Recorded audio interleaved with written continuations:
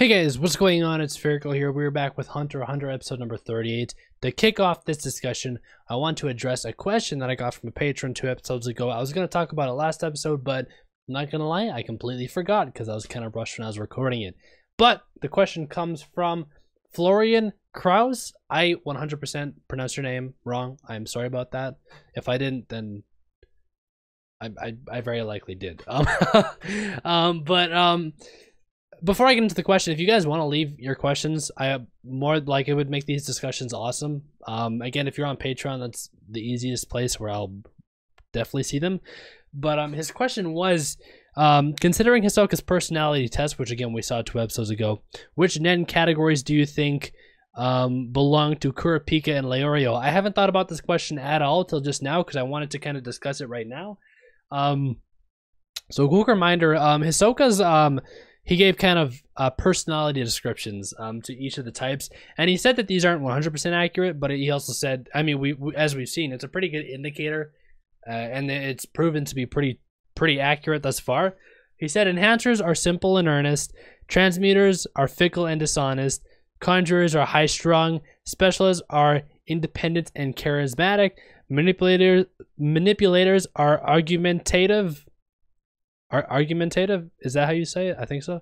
Emitters are short-tempered / hot-headed. So, if we start with Leorio, manipulators are argumentative. I feel like, well, Leorio likes to argue, but I don't think he's necessarily like, he manipulates very much in his arguments. Like, I'm assuming the argumentative part of the manipulator is talking like they are really good with arguments and they can kind of persuade people of things. And then emitters are short-tempered / hot-headed. I was looking at high-strung at first, but I don't really think that would be him because high-strung kind of means like on edge, right? Like kind of like maybe nervous or stuff like that. I don't think that really fits under him if I'm understanding the term high-strung right.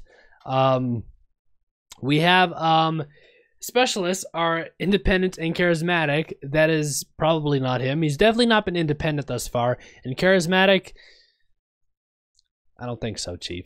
I could be way off, though. 5 and 6 is where I'm kind of looking right now. Manipulators and emitters. Manipulators are argumentative. The only thing that I'm wondering is, I'm assuming with that one, it kind of means more they can persuade people more so than just straight up argue. So I don't know if that's Leorio, but I think number 6, emitters are short-tempered / hot-headed. I think that fits Leorio quite well. But it's also really hard to tell because some of these could have sort of, you know, side meanings and stuff. So it's hard to say. It could be, I'm going to guess emitter for Leorio if I had to pick one. If it's not emitter, I'm guessing emitter is like one off of what he might be. But that's going to be my guess for him. And then we have Kurapika. This is one of my trickiest ones because Kurapika is definitely not an open book. He's not easy to read.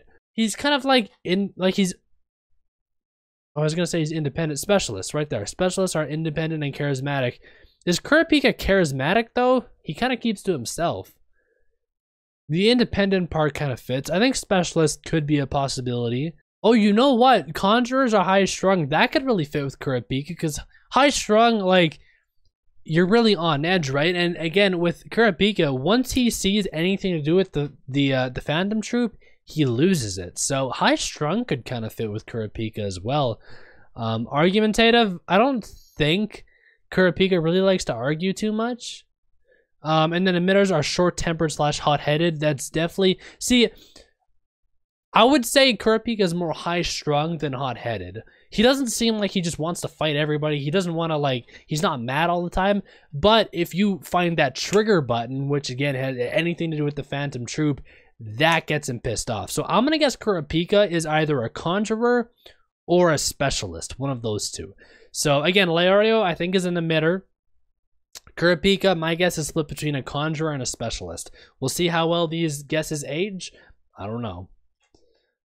But anyways, with that out of the way, I just want to discuss that. We're going to get right into this episode. We're going to we're going to hear the rest of Jing's message, and I'm excited. So let's get into it. Links at the top of the description. Take the Vimeo. You can watch the reaction there, and then come back here afterwards for the discussion. That out of the way, let's get into it.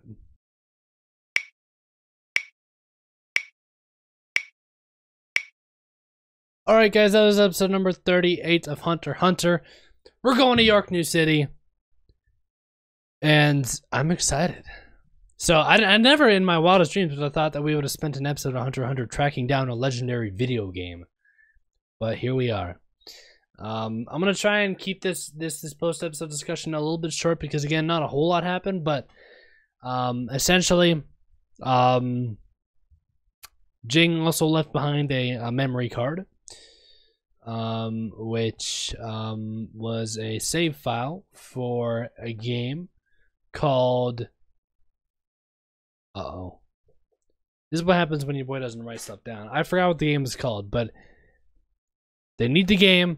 They don't have it. They don't have any information on it other than the fact that it's a hunter game for hunters. And they're trying to figure out how to get it. They finally get a lead that there's going to be a seller, or rumored that there's going to be a seller selling multiple copies at the York New auction. So you already know where we got to go. We were going to go there anyways, but now we're for sure going there.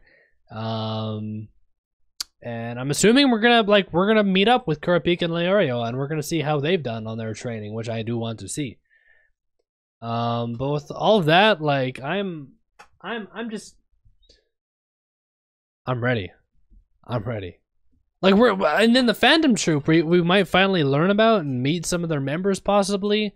Like, and again, there'll be Hisoka's. I think, yeah, Hisoka's gonna be there because they got a message saying that, you know, they were going to be working, you know, with the Phantom Troop with a couple things over the next little while. Again, because they're kind of undercover. They're part of the Phantom Troop, but they're not really. They're kind of spies. Anyways, I'm going to end this off here. Again, I don't want to dwell on this discussion too long, just because I have a lot of stuff to do right after this. So, quick shout out to all my Patreon supporters. If you want early access and really full-length versions of these reactions, just click that link in the description, head to patreon.com/sphericalfilms, and go check that out. With all that out of the way, I do thank you guys for watching, and we'll be back tomorrow with episode number 39. Until then, peace out.